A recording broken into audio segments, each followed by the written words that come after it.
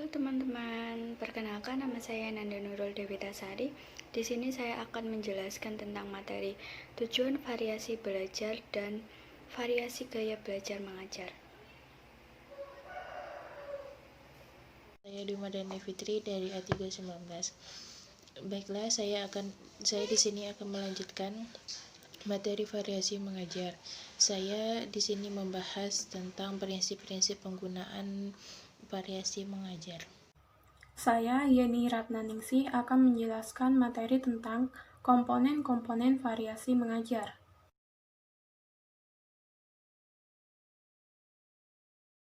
Ketemu lagi dengan saya. Di sini saya akan menjelaskan tentang materi yang pertama, yaitu tujuan variasi belajar. Penggunaan variasi terutama ditunjukkan terhadap perhatian siswa, motivasi, dan belajar siswa. Tujuan mengadakan variasi dimaksud adalah yang pertama, meningkatkan dan memelihara perhatian siswa terhadap relevansi proses belajar mengajar. Yang dimaksud adalah dalam proses belajar mengajar, perhatian siswa terhadap materi pelajaran yang diberikan sangat dituntut. Sedikitpun tidak diharapkan adanya siswa yang tidak atau kurang memperhatikan penjelasan guru, karena hal itu akan menyebabkan siswa tidak mengerti akan bahan yang diberikan oleh guru. Dalam jumlah siswa yang besar, biasanya ditemukan kesukaran untuk mempertahankan agar siswa tetap pada materi pelajaran yang diberikan. Berbagai faktor memang mempengaruhi. Misalnya, yang pertama faktor mengenai sasaran, situasi di luar kelas yang disarankan siswa lebih menarik daripada materi pelajaran yang diberikan guru. Siswa yang kurang menyenangi materi yang diberikan oleh guru. Kemudian, yang kedua, memberikan kesempatan kemungkinan berfungsinya motivasi. Motivasi memegang peran penting dalam belajar. Seorang siswa tidak dapat belajar dengan baik dan tekun jika tidak ada motivasi di dalam dirinya. Bahkan tanpa motivasi, seorang siswa tidak akan melakukan kegiatan belajar. Maka dari itu, guru selalu memperhatikan masalah motivasi ini dan terus berusaha agar tetap tergejolak di dalam diri setiap siswa selama pelajaran berlangsung. Kemudian, dalam proses yang ketiga, membentuk sikap positif terhadap guru dan sekolah. Adalah kenyataan yang tidak bisa dipungkiri bahwa di kelas ada siswa tertentu yang kurang senang terhadap seorang guru. Sikap negatif ini tidak hanya terjadi pada siswa, tetapi juga terjadi pada siswi. Konsekuensinya, bidang studi yang dipegang oleh guru tersebut juga menjadi tidak disenangi oleh siswa. Kemudian untuk materi yang kedua, yaitu variasi gaya belajar mengajar. Yang pertama, pengertian variasi gaya belajar mengajar adalah pengubahan tingkah laku, sikap, dan perbuatan guru dalam konteks belajar mengajar yang bertujuan untuk mengatasi kebosanan siswa sehingga siswa memiliki minat belajar yang tinggi terhadap pelajarannya. Dan ini bisa dibuktikan melalui ketekunan, antusiasme, keaktifan mereka dalam belajar dan mengikuti pelajaran di kelas. Anak tidak dapat dipaksa untuk terus-menerus memusatkan perhatiannya dalam mengikuti pelajaran, apalagi jika guru mengajar tanpa menggunakan variasi alias monoton yang membuat siswa kurang perhatian, mengantuk, dan bosan. Untuk mengatasi kebosanan siswa, perlu adanya variasi. Dalam keterampilan mengadakan variasi dalam proses belajar mengajar ada 3 aspek. Yang pertama, variasi gaya mengajar. Yang kedua, variasi dalam menggunakan media. Yang ketiga, variasi dalam interaksi antara guru dan siswa. Kemudian, yang kedua, tujuan variasi gaya belajar mengajar. Yang pertama, meningkatkan dan memelihara perhatian siswa terhadap relevansi terhadap proses belajar mengajar.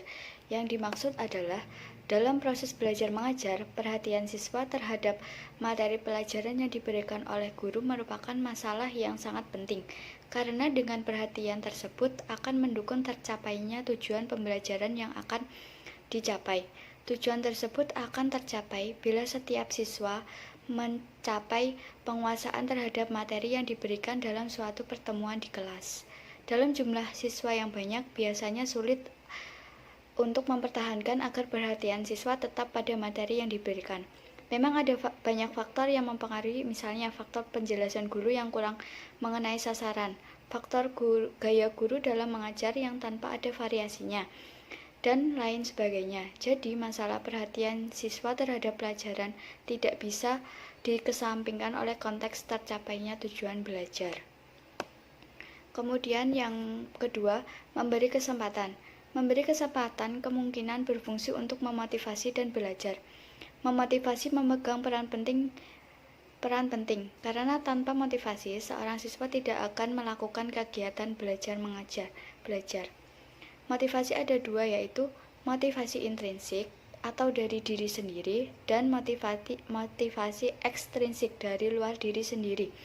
Dalam proses belajar mengajar, tidak setiap siswa di dalam dirinya ada motivasi intrinsik, yakni kesadaran diri untuk memperhatikan penjelasan guru.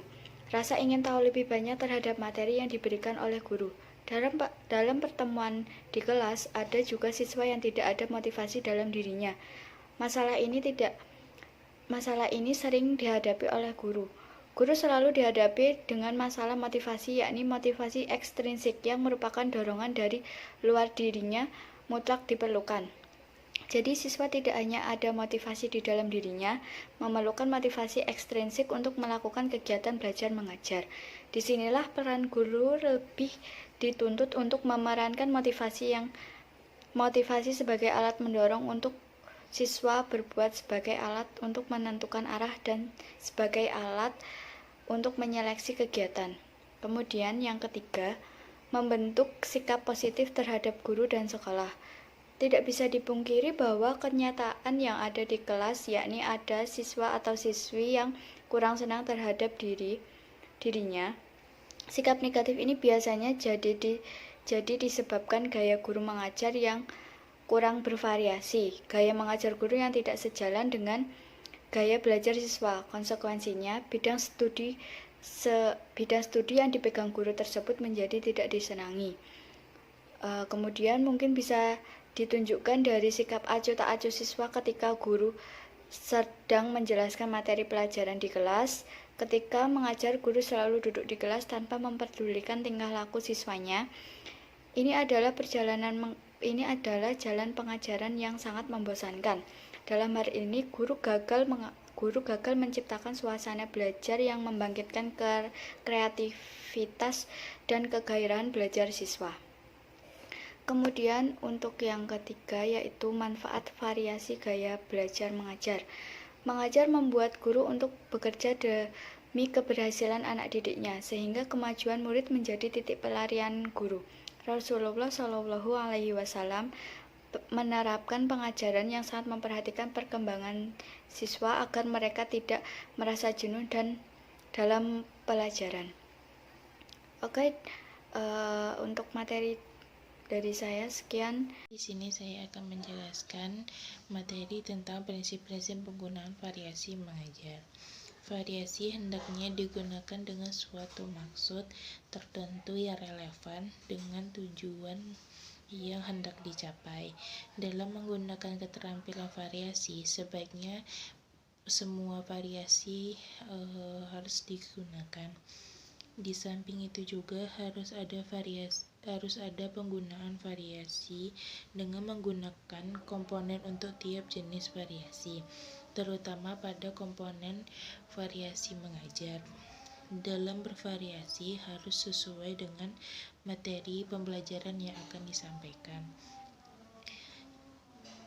Agar untuk menarik perhatian siswa atau untuk mendengarkan pembelajaran dari guru. Yang selanjutnya, variasi harus digunakan secara lancar dan berkesinambungan sehingga tidak mengganggu proses belajar mengajar dan tidak merusak perhatian siswa. Dan variasi mengajar ini harus dicantumkan serta direncanakan di dalam proses belajar mengajar. Penggunaan variasi ini yang ketiga, yaitu penggunaan variasi ini harus benar-benar berstruktur dan direncanakan, karena variasi ini memerlukan keluasan, spontan, dan umpan balik. Umpan balik ini yang bertujuan untuk menarik perhatian siswa. Umpan balik terdiri dari dua jenis atau dua bentuk.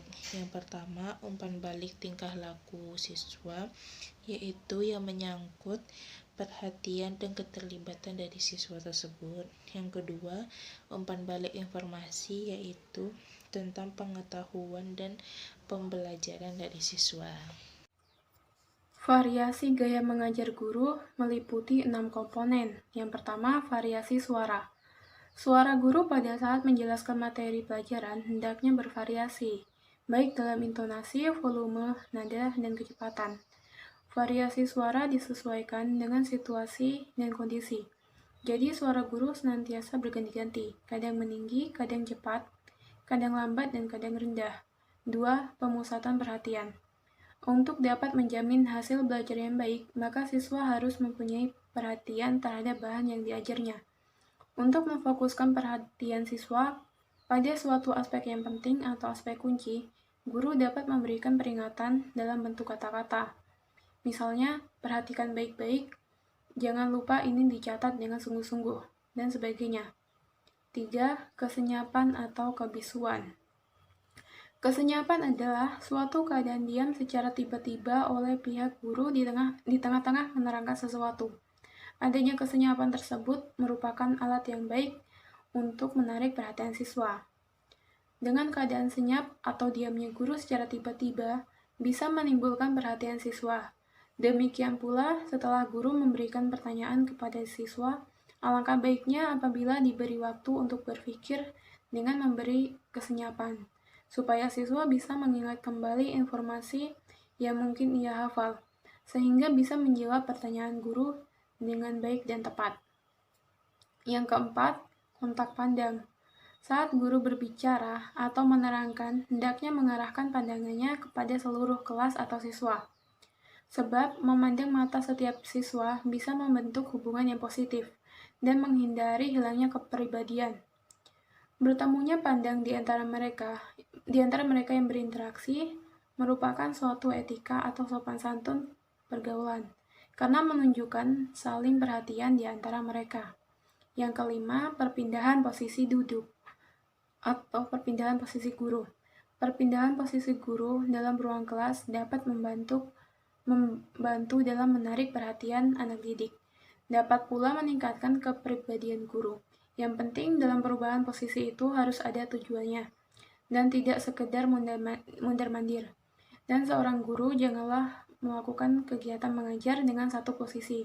Misalnya saja saat menerangkan, guru hanya berdiri di depan kelas atau duduk di kursi saja tanpa ada pergantian atau variasi.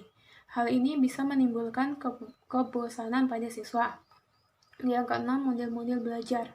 Dalam melaksanakan variasi gaya mengajar, guru hendaknya memperhatikan dan memahami gaya-gaya atau model-model belajar siswanya, supaya siswa termotivasi, bersemangat, dan berminat dalam belajar.